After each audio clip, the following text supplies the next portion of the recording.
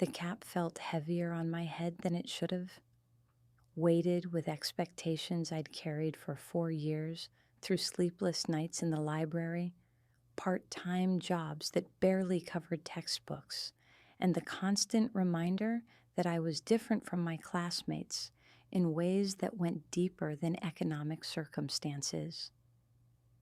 As I walked across the stage at Millbrook University that bright May morning, my hand trembling slightly as I reached for my diploma, I couldn't help but scan the sparse audience section where my family should have been cheering. My stepmother Cordelia sat in the third row, her arms crossed and her expression as cold as winter steel. She wore the same navy dress she'd worn to every formal occasion since marrying my father 6 years ago, the fabric straining slightly across her chest in a way that suggested she'd gained weight but refused to acknowledge it. Her auburn hair was pulled back in that severe bun that made her look older than her 42 years, and her lips were pressed into a thin line that had become her default expression whenever she looked at me. There was no sign of my father, Thaddeus Grimwell, though I'd sent him 3 separate reminders about the ceremony. His absence stung more than I wanted to admit, but it wasn't unexpected. Since his stroke 8 months ago, he'd become increasingly withdrawn, spending most of his time in his study with his books and leaving all family matters to Cordelia. The man who'd once read me bedtime stories and taught me to ride my bike had gradually faded into someone who could barely meet my eyes.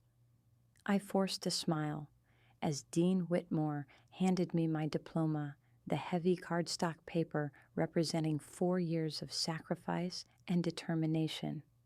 Bachelor of Arts in Literature with a minor in Education, magna cum laude. The Latin words felt foreign in my mouth, like a language I'd learned but never truly mastered. Around me, my classmates whooped and cheered, their families erupting in proud celebration from the stands. Cordelia remained seated, her hands folded in her lap, checking her watch as if my graduation were an inconvenience keeping her from more important matters. After the ceremony, I made my way through the crowd of families embracing their graduates, feeling increasingly isolated with each passing moment. Parents were taking photographs, grandparents were wiping away tears, and siblings were offering congratulations. I clutched my diploma holder against my chest and searched for Cordelia's navy dress among the sea of celebration. I found her by the parking lot, already heading toward her silver sedan with purposeful strides that suggested she wanted to leave as quickly as possible. "Cordelia, wait," I called out, my heels clicking against the asphalt as I hurried to catch up with her. She turned, her green eyes flashing with an irritation that seemed disproportionate to the situation. "What do you want, Lysandra? I've already wasted enough of my afternoon on this charade." The word charade hit me like a physical blow. I'd graduated with honors, something that should have been a source of family pride, and she was dismissing it as if it were a children's play she'd been forced to attend. "I thought maybe we could go to dinner," I said, trying to keep my voice steady, "to celebrate. There's that new Italian place downtown that Father mentioned wanting to try." Cordelia's laugh was sharp and humorless. "Celebrate what, exactly? The fact that you've spent 4 years pursuing a useless degree that will qualify you for nothing more than substitute teaching? Or perhaps the fact that you've managed to accumulate enough student debt to burden our household for the next decade?" Her words were carefully chosen to wound, and they found their target with precision. I'd worked 2 jobs throughout college to minimize my loans, but it hadn't been enough to cover everything.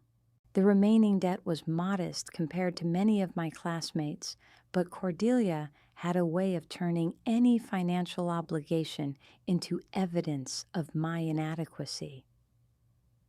"I'll be paying for my own loans," I said quietly. "I've already applied for several teaching positions, and I have an interview next week with the Riverside School District." "Teaching?" she scoffed, adjusting her purse strap with unnecessary force. "Of course you'd choose the most thankless profession possible, just like your mother." The mention of my mother stopped me cold. Cordelia rarely spoke about Evangeline Grimwell, the woman who died in a car accident when I was 7 years old. When she did reference her, it was usually with thinly veiled contempt, as if my mother's memory were somehow responsible for all the inconveniences in Cordelia's life. "My mother was a good teacher," I said, surprised by the defensive edge in my voice. "Your mother was naive," Cordelia replied sharply. "She thought she could change the world one classroom at a time, and look where it got her. Dead at 31, leaving behind a child she couldn't afford to raise, and a husband too grief-stricken to function properly for years." The cruelty of her words took my breath away. I'd heard Cordelia make cutting remarks before, but this felt different, more vicious, as if she'd been storing up poison for years and had finally decided to release it. "Why do you hate me?" I asked, the question escaping before I could stop it. She stopped walking and turned to face me fully, her expression shifting from irritation to something colder and more calculated. "Hate you? Don't flatter yourself, Lysandra.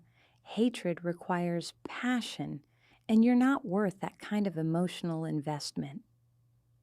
We stood in the parking lot, surrounded by families still celebrating, and I felt completely alone despite being in the middle of a crowd. Cordelia's words settled over me like ice water, chilling me to the bone. "I've tried to be a good daughter," I whispered, my voice barely audible above the distant laughter and conversation. "Daughter?" Cordelia's eyebrows shot up, and for the first time all day she looked genuinely surprised. Then her expression hardened into something approaching disgust. "Is that what you think you are to me?" The question hung in the air between us, heavy with implications I didn't want to explore. I'd never felt like Cordelia's daughter, not in any meaningful sense, but I'd assumed that was simply the natural difficulty of blending families after tragedy. "I married your father because he needed someone to take care of you," she continued, her voice growing louder and more aggressive. "I gave up my own plans, my own dreams, to raise someone else's child. Do you think I did that out of love? Out of some maternal instinct?" People were starting to stare now, their celebration conversations pausing as Cordelia's voice carried across the parking lot. I wanted to disappear, to sink into the asphalt and avoid the pitying looks from strangers who were witnessing my humiliation. "I thought," I began, but she cut me off with a harsh gesture. "You thought wrong. I did my duty. I kept you fed, clothed, and housed. I tolerated your presence in my home for 11 years, watching you grow more and more like her every day, with her stubborn idealism and her complete inability to be practical about anything." Each word was like a slap, delivered with the precision of someone who'd been rehearsing this speech for years. I clutched my diploma tighter, the cardboard edges cutting into my palms. "But now you're 18. Now you've graduated, and my obligation is finished," she announced, pulling her car keys from her purse with triumphant finality. "I don't have to pretend anymore." "Pretend what?" I asked. though I was terrified to hear the answer. Her smile was cold and victorious, the expression of someone who had been holding back a devastating secret and finally had permission to release it. Pretend that I ever wanted you. Pretend that you belong in our family. Pretend that you're anything more to me than a burden I've been carrying for over a decade. The parking lot seemed to tilt around me, the sounds of celebration becoming distant and muffled. I felt like I was drowning in broad daylight, surrounded by air. I couldn't seem to breathe. Your father and I have been discussing your future, she continued, her voice taking on a businesslike tone that made the conversation even more surreal. We've decided it's time for you to find your own way in the world. You're legally an adult now, which means we have no further responsibility for your housing, your food, or your expenses. You're kicking me out? The words came out as a whisper, though I'd intended to speak normally. I'm giving you the independence you've always claimed you wanted, she corrected, as if she were doing me a favor. You've always been so proud of your self-sufficiency, working those little jobs, paying for your own textbooks. Now you can be truly independent. My mind raced, trying to process the logistics of her announcement. Where would I live? All my belongings were at the house I'd called home for 6 years.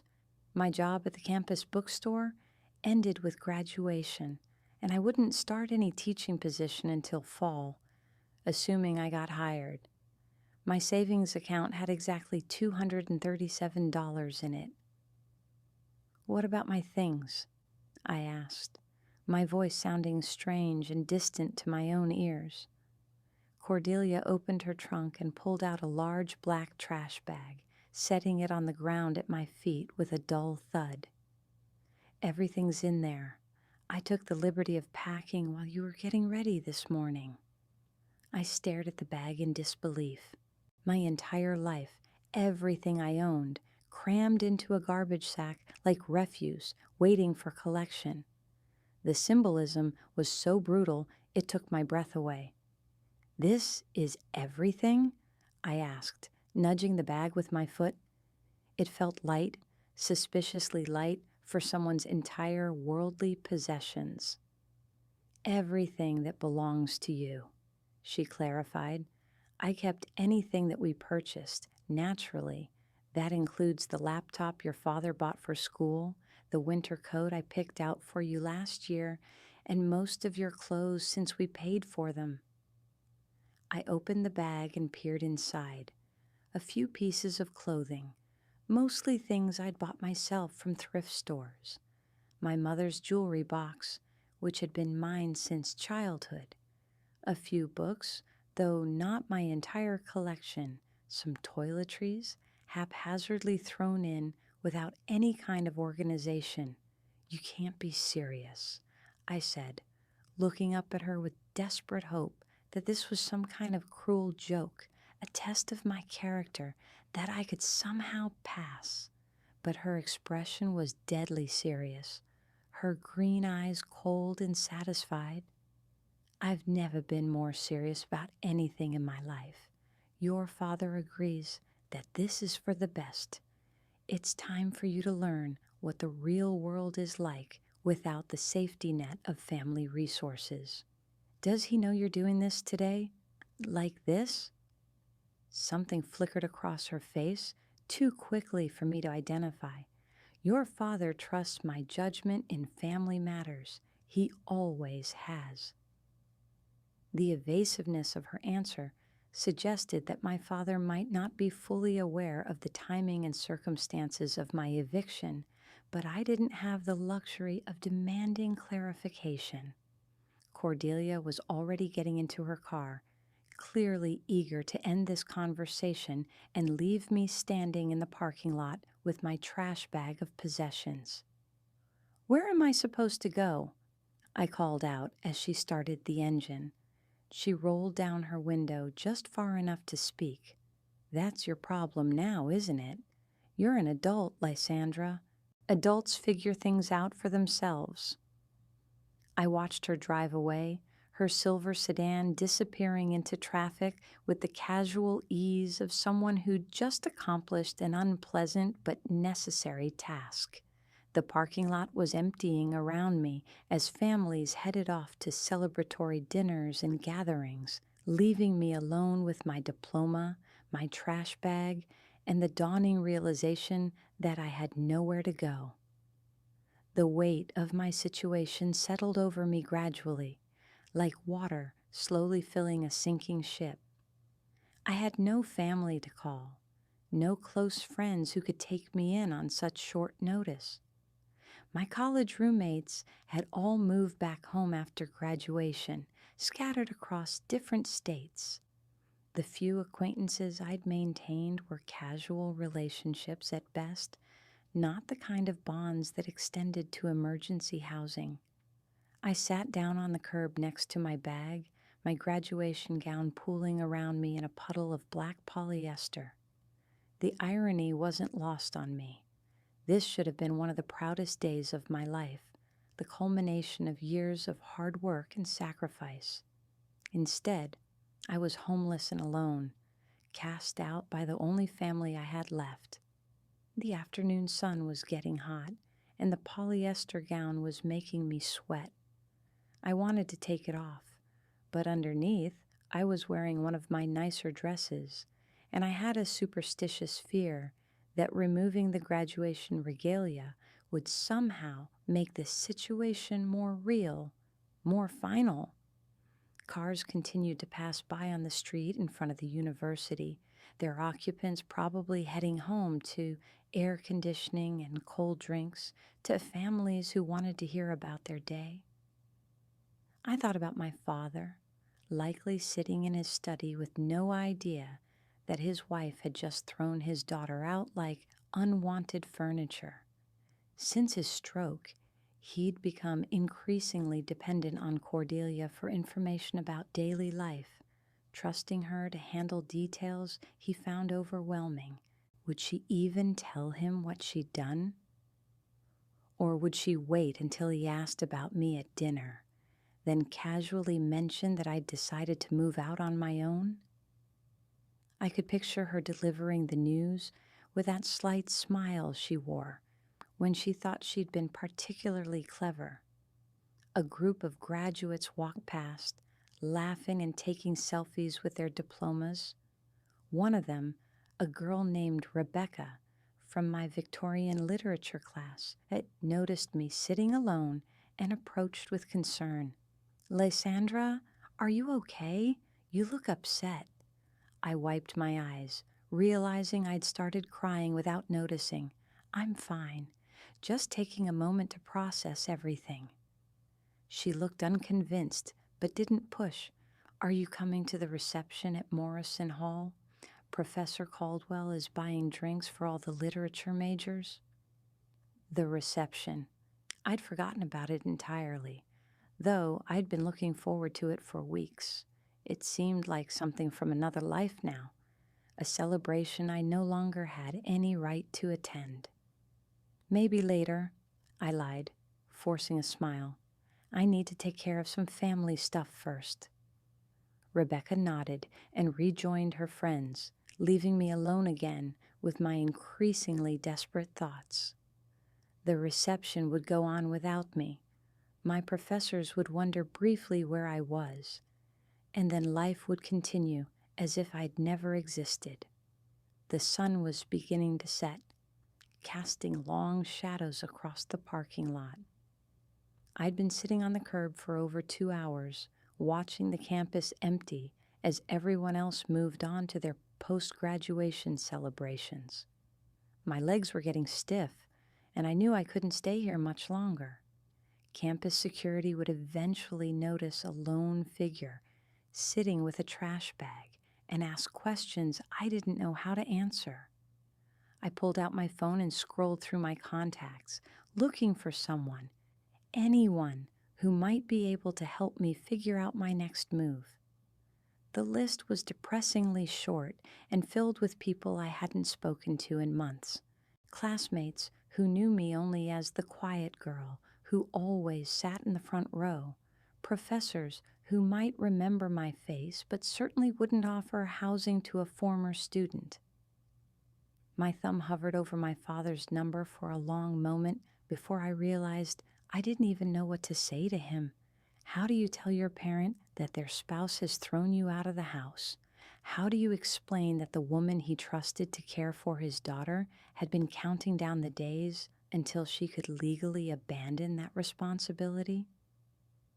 As the streetlights began to flicker on, I heard the sound of a large vehicle approaching. A black Jeep, its engine rumbling with the deep authority of a powerful engine, slowed as it approached my corner.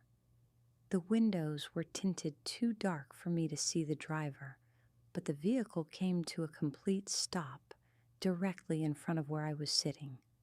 My first instinct was fear. A young woman alone on a dark street with all her possessions in a trash bag was exactly the kind of vulnerable target that predators looked for. I stood up, ready to run, if necessary, my graduation gown rustling around my legs. The driver's window rolled down, revealing a woman who looked to be in her late 40s or early 50s. She had dark hair with silver streaks pulled back in a practical ponytail, and her face was weathered in a way that suggested she spent a lot of time outdoors. There is something familiar about her features, though I couldn't place where I might have seen her before. "Lysandra Grimwell?" she asked, her voice rough with the kind of rasp that came from years of cigarettes or shouting over machinery. The fact that she knew my name sent chills down my spine.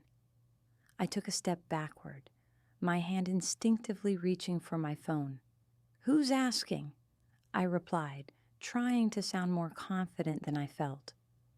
She studied my face for a long moment, her dark eyes taking in details with the intensity of someone comparing me to a mental photograph. Whatever she saw seemed to satisfy her because she nodded slowly and turned off the engine. "My name is Cassandra Thorne," she said, getting out of the Jeep and closing the door behind her. She was tall and lean, wearing jeans and a leather jacket despite the warm weather. "I've been looking for you for a long time." "I don't know you," I said, backing up another step. "And I don't know how you know my name, but I don't want any trouble." Cassandra raised her hands in a gesture of peace, but her expression remained serious. "You're not in trouble, honey, but you need to know something about your family, something they've been keeping from you for 11 years. The mention of family secrets made my stomach clench. I'd had enough revelations for one day, enough earth-shattering announcements to last a lifetime. But something in this woman's voice, something in the way she was looking at me, made it impossible to walk away. "What are you talking about?" I asked, though I wasn't sure I wanted to hear the answer. Cassandra glanced around the empty parking lot, as if checking to make sure we weren't being observed. "Not here. This isn't the kind of conversation you have standing on a street corner. Get in the Jeep." Every instinct I had screamed against getting into a vehicle with a stranger, especially one who claimed to know family secrets. But I was 18 years old, homeless, and rapidly running out of options. The alternative was spending the night on a bench with my trash bag of belongings, hoping campus security didn't arrest me for loitering. "Where would we go?" I asked, stalling for time while I tried to think of alternatives. "Somewhere private where we can talk without interruption," she said. "I know this is frightening, Lysandra, but I promise you I'm not here to hurt you. I'm here because someone who loves you very much asked me to watch over you." "Someone who loves me?" I couldn't keep the bitterness out of my voice. I just got thrown out of my house today. My stepmother told me I was nothing more than a burden she'd been carrying for 11 years. So forgive me if I find it hard to believe that anyone loves me. Something shifted in Cassandra's expression, a flash of anger that wasn't directed at me. Cordelia Grimwell is a vindictive woman who's been lying to you about more than just your worth to the family. What she told you today wasn't true, and what she's been telling you for years wasn't true either. The certainty in her voice was unsettling. How could a complete stranger claim to know the truth about my family better than I did? But then again, how could my stepmother throw me out like garbage on my graduation day? Nothing about this day had followed any logical pattern. What lies? I asked, my curiosity overcoming my caution. Cassandra looked at me for a long moment, as if weighing whether to reveal something that couldn't be taken back once spoken.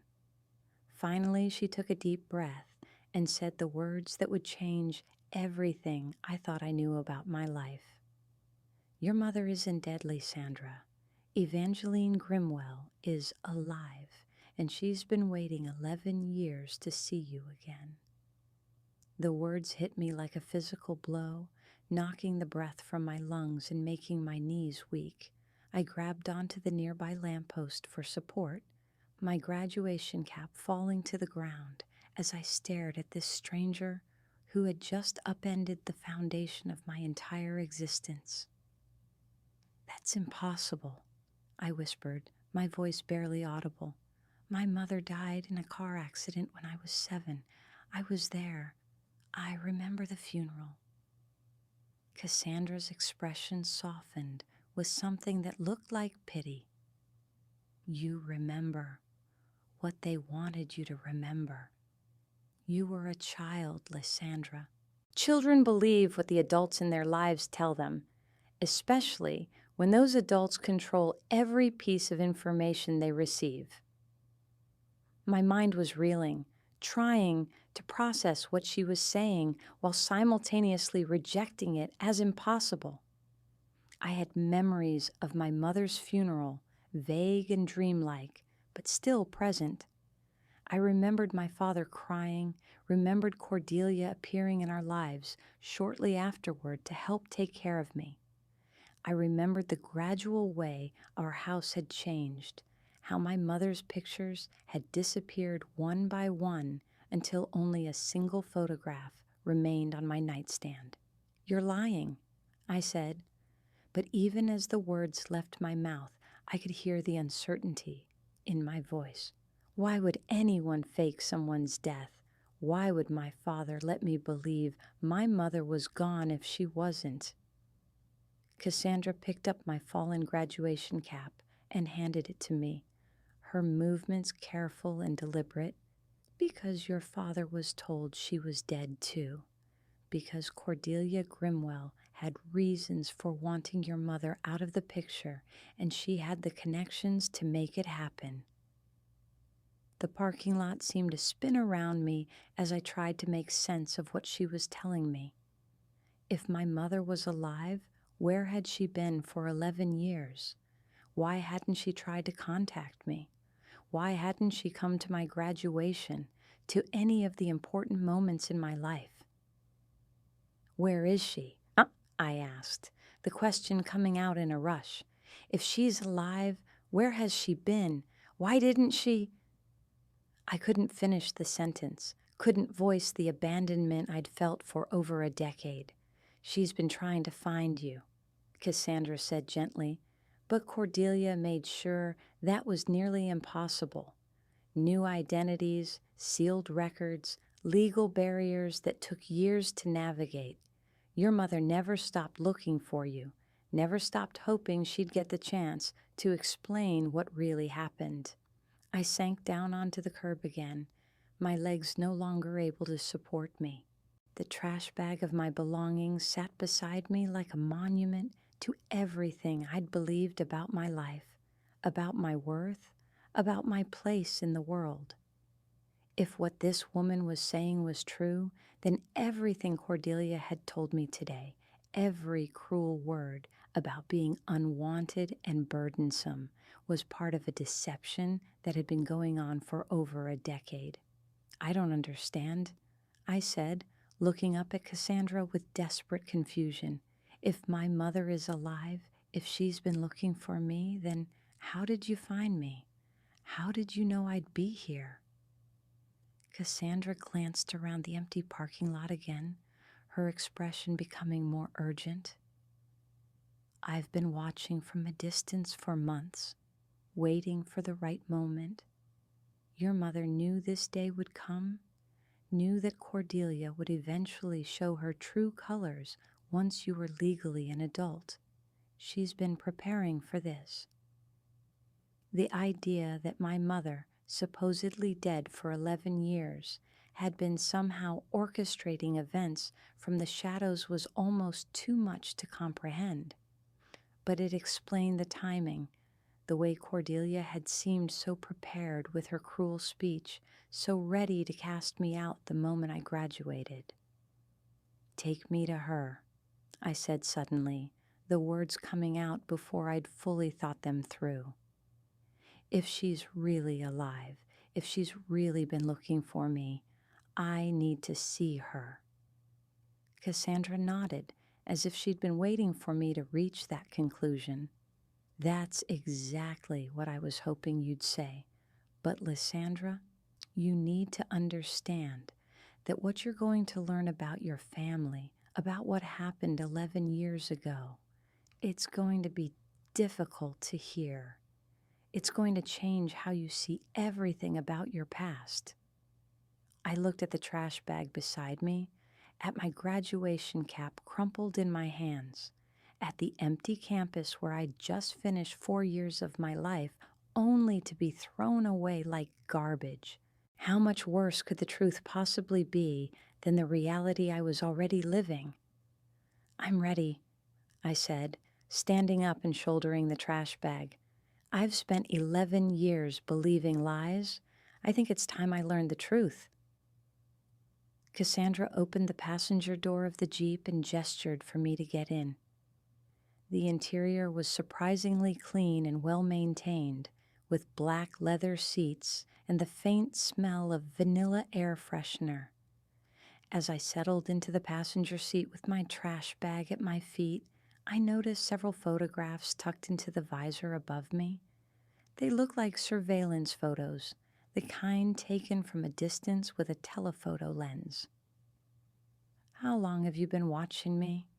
I asked, as Cassandra started the engine. About 8 months, she replied, pulling away from the campus and heading toward the highway.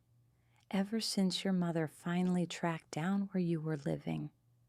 It took her years to piece together what Cordelia had done, years to follow the paper trail and legal machinations that had hidden you from her. The idea that I'd been under surveillance for months without knowing it should have been frightening, but instead, it felt oddly comforting. While I'd been struggling through my senior year, working multiple jobs and feeling completely alone in the world, someone had been watching over me. What exactly did Cordelia do? I asked, settling back into the seat as we merged onto the interstate. You keep talking about connections and legal barriers, but I don't understand what any of that means. Cassandra was quiet for a long moment, her hands gripping the steering wheel tighter than necessary. Your stepmother isn't just some woman your father met after your mother died. Cordelia Hawthorne, before she became Cordelia Grimwell, worked for a private investigation firm that specialized in, let's call them, morally flexible services. The name Hawthorne sent a chill through me. I'd seen that name before on legal documents around the house, but I'd never connected it to Cordelia. What kind of services? I pressed, though I was beginning to suspect the answer would be worse than I'd imagined, the kind that help wealthy clients make inconvenient people disappear from their lives, Cassandra said grimly. False documentation, fabricated evidence, manufactured scandals. Cordelia was very good at her job, and she had connections throughout the legal system. We drove in silence for several miles while I processed this information. The woman who'd raised me for 6 years, who'd signed my school permission slips and attended parent-teacher conferences, had apparently been some kind of professional manipulator before she'd entered our lives. But why would she want to get rid of my mother? I asked. They didn't even know each other before the accident. At least, that's what I always thought. Cassandra's expression in the rearview mirror was grim. They knew each other, Lysandra. They'd known each other for quite some time before Evangeline supposedly died. The pieces of a puzzle I hadn't even known existed were beginning to form a picture I didn't want to see. My father, my mother, and Cordelia, all connected in ways I'd never imagined. Are you saying my father was having an affair? The words felt strange coming out of my mouth, impossible and terrible. Not your father, Cassandra said quietly. Your mother. The world seemed to tilt sideways as I stared at her profile in the dim light of the dashboard. My mother, the woman I'd idealized for 11 years, the saintly figure whose memory had been my only comfort through Cordelia's cold treatment, had been unfaithful to my father. That's impossible, I whispered. My mother loved my father. She loved our family. She wouldn't have. People are complicated, honey, Cassandra said gently. Your mother was young when she married your father, barely 21. She loved him, but she also felt trapped by the life they'd built together. When she met someone who made her feel alive again, she made choices that she later regretted deeply. I pressed my hands against my temples, trying to ward off the headache that was building behind my eyes. Everything I'd believed about my family, about my parents' love story, was crumbling around me. So Cordelia found out about the affair and used it against her somehow. Cordelia was hired by someone who wanted to destroy your mother's reputation and remove her from your father's life permanently, Cassandra explained. She fabricated evidence that made the affair look much worse than it was, made it appear that your mother was planning to abandon both you and your father for her lover. We were driving through rural countryside now, the lights of the city fading behind us. I had no idea where we were going, but I was too absorbed in Cassandra's revelations to care about our destination. But the car accident, I said, grasping at the one fact I thought I could trust. I remember the police coming to the house. I remember the funeral. There was a car accident, Cassandra confirmed, but your mother wasn't in the car that crashed. Cordelia arranged for a body that couldn't be identified, falsified dental records, and convinced everyone, including your father, that Evangeline had died in the wreck. The calculating coldness of such a plan took my breath away. While my father grieved and I cried for my lost mother, Cordelia had been orchestrating an elaborate deception that would position her to swoop in as our savior. Where was my mother during all this? If she wasn't dead, where did she go? Cordelia gave her a choice, Cassandra said, her voice heavy with anger. She could stay and watch her daughter be taken away by social services after her affair and supposed abandonment plans became public, or she could disappear quietly and let your father believe she was dead.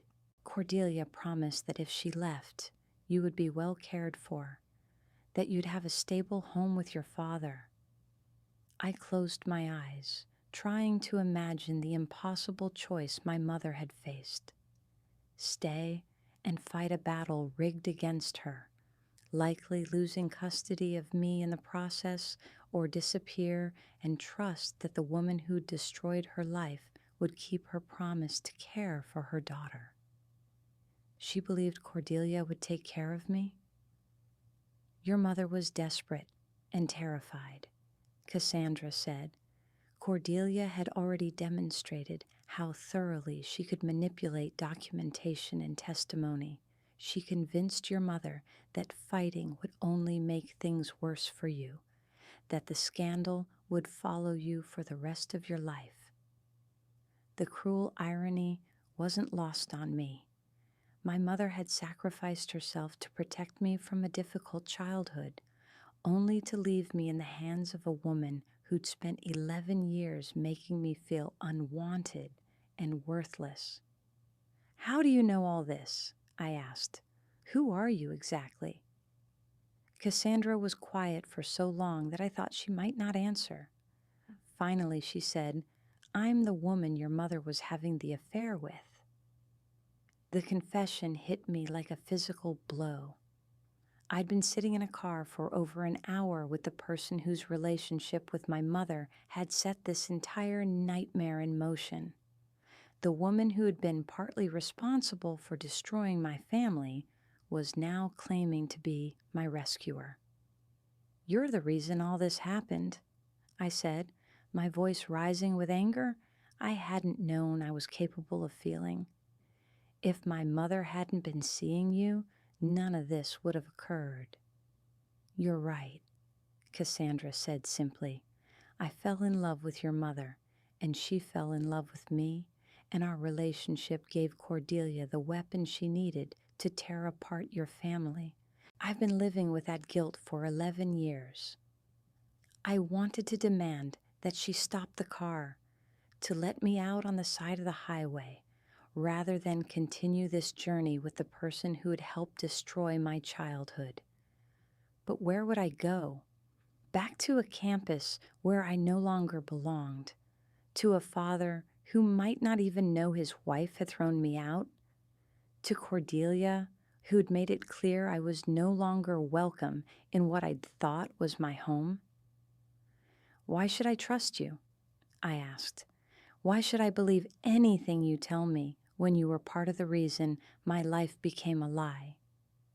"Because I've spent the last 11 years trying to make amends," Cassandra replied. "Because I've watched from a distance as Cordelia treated you exactly the opposite of how she promised she would. Because your mother trusted me to find you and bring you home to her." We turned off the highway onto a narrow country road, the Jeep's headlights cutting through darkness that seemed absolute. I'd lost track of how long we'd been driving, too caught up in revelations that kept reshaping my understanding of everything I'd believed about my life. "Where is she?" I asked. "Where has my mother been living all these years?" "About 20 minutes ahead of us," Cassandra said. "She bought a small farm under a different name, far enough away that she couldn't be easily found, but close enough that she could keep track of what was happening in your life." The idea that my mother had been living within driving distance while I'd been grieving her death for over a decade was almost too much to bear. How many times had I passed close to her without knowing it? How many nights had I cried myself to sleep, missing her while she was just miles away? Did she know how Cordelia was treating me? I asked, dreading the answer. Cassandra's grip on the steering wheel tightened. She suspected things weren't as they should be, but Cordelia was careful. She never left obvious signs of mistreatment, nothing that could be documented or reported. And your father, after his stroke, wasn't in a position to notice subtle emotional abuse.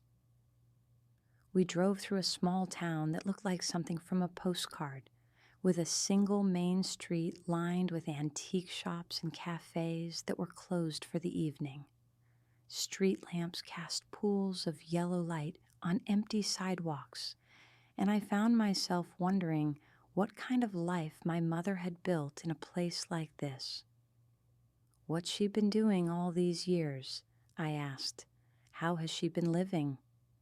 She's a veterinarian, Cassandra said, and I could hear a note of pride in her voice. She finished her degree through correspondence courses and opened a practice that serves the rural communities around here. She's built a good life, Lysandra, but it's been incomplete without you. A veterinarian.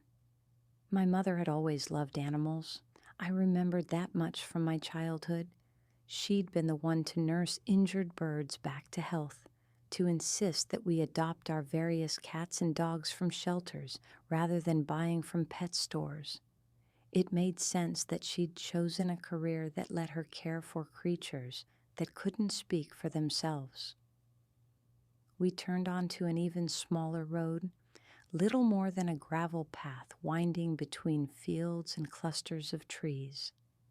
In the distance, I could see the warm glow of lights from a house, and my heart began to race as I realized we were approaching our destination. She doesn't know I'm bringing you tonight, Cassandra said as we got closer to the house. I've been waiting for the right moment, and when you called today asking about your mother, I knew this was it. I never called you, I said, confused. I don't even have your number. Cassandra smiled for the first time since I'd met her. You didn't call me directly, but you called your father's house this afternoon, about 3 hours after your graduation ceremony. You were crying, asking to speak to him, wanting to know if he knew what Cordelia had done. I remembered that call, the desperate attempt to reach my father that had gone straight to voicemail. I'd hung up without leaving a message, too emotional to form coherent words. I've been monitoring the house phone, Cassandra explained. Your mother wanted to know immediately if anything significant happened. When I heard that message, I knew Cordelia had finally shown her true colors. The house was coming into clear view now, a modest farmhouse with a wraparound porch and flower gardens that even in the darkness looked carefully tended. Light spilled from several windows, and I could see the silhouette of someone moving around inside. She's awake, I observed, my voice barely above a whisper. She hasn't been sleeping well for months, Cassandra said as she parked the Jeep in the gravel driveway. She had a feeling something was going to happen around your graduation. Mother's intuition, maybe. I sat in the passenger seat, staring at the house where my supposedly dead mother had been living for 11 years, and found myself paralyzed by the magnitude of what was about to happen.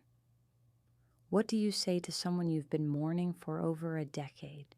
How do you bridge a gap that was created by lies and maintained by fear? What if she doesn't recognize me? I asked, suddenly terrified by the possibility. I was 7 when I last saw her. I'm completely different now. She's been watching you grow up from a distance, Cassandra said gently. She has pictures of you from school events, graduation announcements, newspaper clippings from academic awards. She knows exactly what you look like. This revelation sent another chill through me. While I'd been living my life, unaware of her existence, my mother had been collecting evidence of my growth and achievements like a scrapbook of stolen moments. Has she been at my school events? Has she been watching me without my knowing? Sometimes, Cassandra admitted, always from far away, always careful not to be seen. She came to your high school graduation, sat in the very back row with sunglasses and a hat. She was there when you won the regional writing contest junior year. She's been as much a part of your life as she could be without violating the conditions of her exile. I felt tears starting to fall, though I couldn't tell if they were from grief, anger, or relief. All those times I'd felt alone at school events, wishing I had family there to support me. My mother had actually been in the audience. All those achievements I'd celebrated by myself, she'd been celebrating too, just from a distance too great to bridge. The front porch light came on, and I could see a figure in the doorway, peering out at the unfamiliar vehicle in the driveway. Even from this distance, even after 11 years, I recognized something familiar in her posture. "That's her," I whispered, my heart pounding so hard I could hear it in my ears. "That's your mother," Cassandra confirmed. "Are you ready?" I looked down at my graduation gown, wrinkled from sitting on the curb for hours, at the trash bag containing my worldly possessions, at the diploma that had started this entire day of revelations. Was I ready to meet the woman who'd given birth to me, loved me, lost me, and spent 11 years fighting to find me again? "I don't think anyone could be ready for this," I said honestly, "but I need to see her." Cassandra nodded and turned off the engine. The sudden silence was deafening, broken only by the sound of crickets and the distant lowing of cattle. We sat for a moment in the darkness, both of us gathering courage for what came next.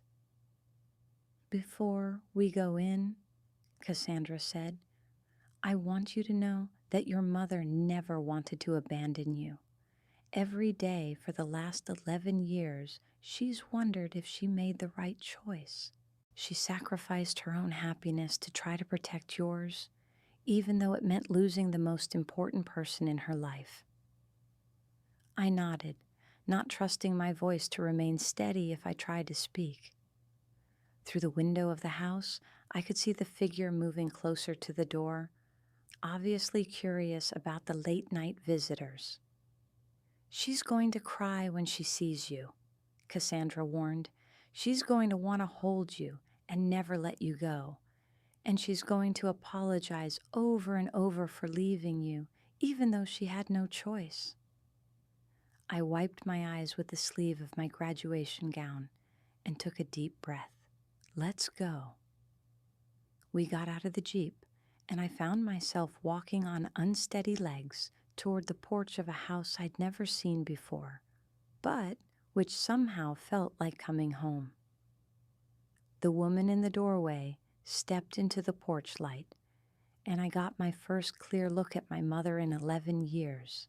She was older, of course, with silver threading through her dark hair and lines around her eyes that hadn't been there when I was 7, but she was unmistakably the woman from my childhood memories, the face I'd carried in my heart through over a decade of believing she was gone forever. "Evangeline," Cassandra called softly, "I brought someone to see you." My mother stepped forward, squinting into the darkness beyond the porch light. When she saw me clearly for the first time, her hand flew to her mouth, and she made a sound that was part sob, part gasp of disbelief. "Lysandra," she whispered, her voice breaking on my name. "Oh my God, is it really you?" I couldn't speak. All the words I'd imagined saying during the drive here, all the questions and accusations and desperate declarations of love, disappeared completely. I stood at the bottom of her porch steps, looking up at the woman who'd haunted my dreams for over a decade, and found myself speechless. She came down the steps toward me, moving slowly, as if she were afraid I might disappear if she moved too quickly. When she reached me, she raised her hands to cup my face, her fingers trembling as they traced my cheekbones. "You're so beautiful," she said, tears streaming down her face. "You look so much like your grandmother. I've missed you every single day, sweetheart. Every single day for 11 years." That broke something loose inside me, and I fell into her arms, sobbing against her shoulder like the 7-year-old I'd been when I lost her. She held me tight, her own tears falling into my hair, and for the first time since Cordelia had thrown me out of the house, I felt like I was where I belonged. "I thought you were dead," I sobbed. "I missed you so much. I used to talk to your picture every night before bed." "I know, baby," she whispered, stroking my hair. "I know. I'm so sorry. I'm so sorry I had to leave you. I'm sorry I couldn't find another way." We stood in her driveway, holding each other and crying, while Cassandra waited quietly by the Jeep. 11 years of grief and longing poured out of both of us, making up for all the hugs and conversations and moments of comfort we'd been denied. Finally, my mother pulled back to look at me again, her hand still holding my face, as if she needed to convince herself I was real. "Come inside," she said, her voice thick with emotion. "We have so much to talk about. I want to hear about everything, every year I missed, every milestone I couldn't celebrate with you." The inside of her house was warm and welcoming, filled with comfortable furniture and photographs that made my breath catch. The walls were covered with pictures of me, hundreds of them, documenting my growth from a 7-year-old child to the 18-year-old graduate I was now. School photos, candid shots taken from a distance, newspaper clippings featuring my academic achievements, even my college graduation announcement. "You've been collecting these for 11 years?" I asked, staring at what amounted to a shrine to my life. "I had to," she said simply. "It was the only way I could be part of your growing up. Cassandra helped me gather them, and sometimes I hired private investigators to take pictures at your school events. I know it might seem strange, but I needed to know you were okay, that you were thriving." I walked slowly around her living room, taking in the evidence of her love for me that had been expressed from a distance for over a decade. There were report cards she'd somehow obtained, programs from school plays I'd been in, even a photo of me receiving my high school diploma. "This one," I said, pointing to a picture of me at what looked like my junior prom. "How did you get this?" My mother smiled through her tears. "You looked so beautiful that night." "I waited outside the hotel for hours just to get one picture of you in your dress. It was worth it to see how happy you looked." The dedication of her long-distance love was overwhelming. While I'd been feeling abandoned and unloved, especially during Cordelia's worst moments of coldness, my mother had been documenting every important moment of my life from the shadows. "Why didn't you try to contact me directly?" I asked, settling onto her couch. "Why not send letters or call when I was older?" Her expression grew pained. "Because Cordelia made it clear that any attempt to contact you would result in her revealing the affair to your father and the community. She said she'd destroy your father's reputation and make sure everyone knew that your mother had abandoned her family for another woman. I couldn't risk that kind of scandal touching your life." "But you could have told me the truth when I turned 18, I pressed, "when I was legally an adult and could make my own choices." "I was going to," she said quickly. Cassandra and I had been planning to approach you after your graduation, to tell you everything and give you the choice of whether you wanted a relationship with me. We just didn't expect Cordelia to show her true colors quite so dramatically. Cassandra, who had been quietly listening from the kitchen doorway, joined us in the living room. When I heard your voicemail message this afternoon, crying and asking about what Cordelia had done, I knew we couldn't wait any longer. Your mother has been preparing for this conversation for months. I looked between the two women who had shaped my mother's life for the past 11 years, trying to understand the dynamics of their relationship. They moved around each other with the easy familiarity of people who'd shared both love and hardship for over a decade. "Are you two still together?" I asked, curious about how their relationship had survived the trauma that had created it. Cassandra and my mother exchanged a look that spoke of complex history. "It's complicated," my mother said finally. "Our relationship began in secrecy and guilt, and it's taken us years to build something healthy from that foundation. We're partners now, in every sense, but it's been a long road to get here. I spent the first few years hating myself for what our love had cost," Cassandra added. "It took a long time to realize that the real villain in this story wasn't our relationship, but Cordelia's manipulation of it." I thought about this as I continued to explore my mother's living room, taking in the life she'd built without me. There were veterinary journals on the coffee table, pictures of her with various animals she'd treated, awards and certificates from her practice. She'd created a fulfilling career and what seemed like a happy relationship, but the walls covered with my photographs told the story of the enormous hole my absence had left in her life. "Tell me about Cordelia," I said, settling back onto the couch. "Tell me about what really happened 11 years ago." My mother took a deep breath, as if preparing to relive the worst period of her life. "I met Cassandra at a veterinary conference 3 years before you and I supposedly died. We became friends first, then something more. I was unhappy in my marriage, not because your father was a bad man, but because we'd married very young and grown apart over the years."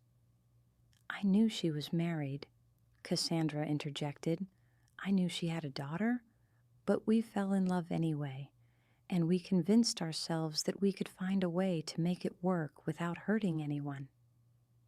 "We were naive," my mother continued. "We thought we could keep our relationship secret until I figured out how to divorce your father amicably and maintain joint custody of you. We had no idea that someone was watching us, documenting our meetings, building a case against me." "Cordelia was hired by your father's business partner," Cassandra explained, "someone who wanted to discredit your father professionally and saw the affair as the perfect weapon. But Cordelia realized she could profit more by using the information for her own purposes. The business partner detail was new information, and it made me realize how many layers of deception had been involved in destroying my family." "What happened to my father's business?" "It failed within 2 years of your mother's supposed death," my mother said sadly. "Your father was too grief-stricken to fight the accusations that came later about financial impropriety and professional misconduct. He lost everything except the house. This explained why we'd lived so modestly during my childhood, why my father had seemed defeated even before his stroke. He'd been grieving not just the loss of his wife, but the destruction of his entire professional life." "Cordelia approached me 6 months before the staged accident," my mother continued. "She showed me photographs of Cassandra and me together, recordings of our conversations, fabricated documents that made our relationship look sordid and calculated. She said if I didn't leave quietly, she would not only ruin your father, but ensure that you were taken away from both of us. She painted a picture of what would happen to you if the scandal broke, Cassandra added, a 7-year-old child whose mother had abandoned her family for a same-sex affair. The bullying you'd face, the whispers that would follow you for the rest of your life. She convinced us that disappearing was the kindest thing your mother could do for you. I tried to imagine my 7-year-old self dealing with that kind of public humiliation and social ostracism. Even now, 11 years later, I could see how the scandal might have followed me throughout my childhood and adolescence. So you agreed to disappear, I said, understanding the impossible choice they'd faced. I agreed to let everyone think I'd died in a car accident. My mother corrected. Cordelia arranged everything. The body that was found was a Jane Doe from the county morgue, someone who died with no family to claim her. The dental records were falsified. The DNA evidence was manipulated. It was a complex operation that required connections throughout the legal and medical systems. And in exchange, Cordelia got to swoop in as the grieving widower's savior, I said, seeing the full scope of her long-term plan. She got the life she wanted and removed the inconvenient wife who stood in her way. She also got control of your father's finances and legal affairs after his stroke, Cassandra added grimly. She's been systematically draining his accounts for years, preparing for the day when you'd age out of her legal responsibility. This revelation sent a chill through me. Not only had Cordelia been emotionally abusive, but she'd been financially exploiting my incapacitated father. Does he know what she's been doing? Your father's stroke affected his cognitive function more than he likes to admit, my mother said sadly. He trusts Cordelia to handle complicated matters, and she's very good at presenting theft as prudent financial management. I thought about my father, sitting alone in his study while his wife emptied his bank accounts and planned to abandon his daughter. He'd lost his wife, his business, his health, and now his financial security, all because of one woman's calculated cruelty. We have to tell him, I said firmly. He has a right to know what happened to our family, what's been happening to his money. My mother and Cassandra exchanged another look, one that suggested they'd already been discussing this possibility. We've been gathering evidence for months, my mother said.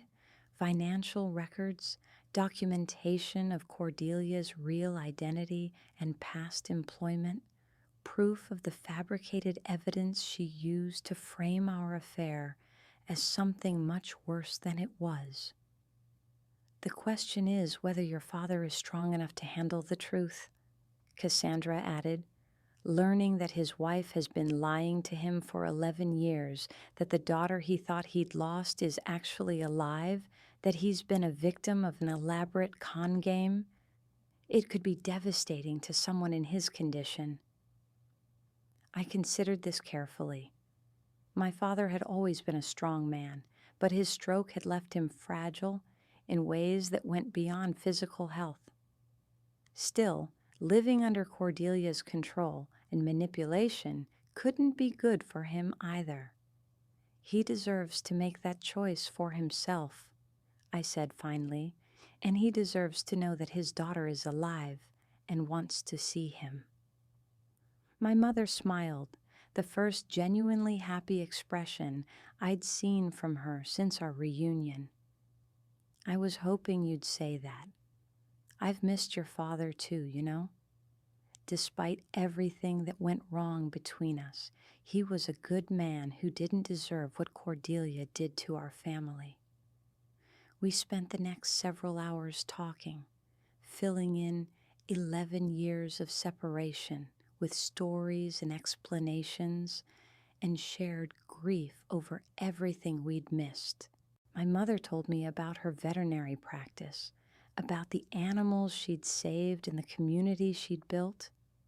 I told her about school, about my achievements and struggles, about the loneliness of growing up with Cordelia's cold indifference.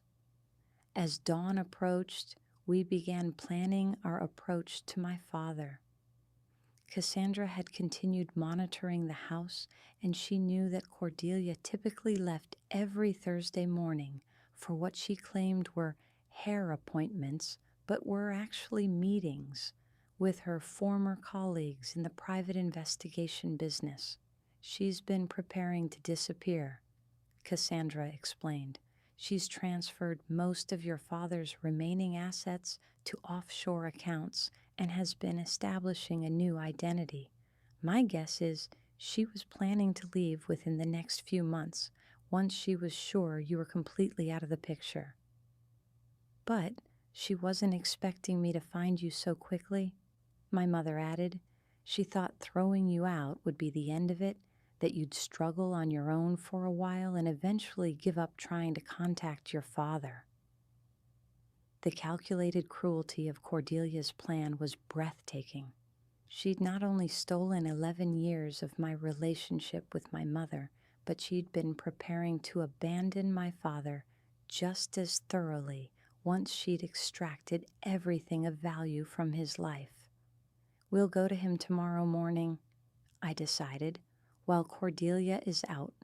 We'll tell him everything and let him decide what he wants to do.